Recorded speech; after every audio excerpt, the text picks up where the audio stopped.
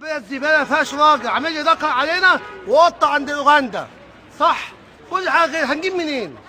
ها انا موظف هجيب منين؟ عنده 4 عيال هجيب منين؟ هو عنده 4 عيال زيي بس هو حرامي، هو وحكومته ووزراءه كلهم حراميه، في ذهب، في بترول، في غاز، هيعمل اكتر من كده ايه تاني؟ احمد ولا عمرو اديب الحرامي بياخدوا بملايين، ولا احمد شوبير دول بياخدوا ملايين في السنه. قال لي واحد بياخد فوق 15 مليون، احنا بناخد ايه؟ بناخد 2000 جنيه في الشهر، هنعمل بيهم ايه؟ يرحمنا والله العظيم انا عندي سنه افجر نفسي فيه، بس هطوله ده بيخاف، وحد عارف هو ساكن فين؟ الجبادي خلاص زهقنا. انا واحد ناس اتخنقت. عارف ايه اتخنقت؟ في الحاجه كلها غليت، كل يوم الاسعار بتزيد، كل يوم الاسعار بتزيد، كل يوم هنعمل ايه؟ مش قادر يمسك الدوله يسيبها من ساعه ما الجيش مسك الدوله خرب مصر 250 لغايه دلوقتي.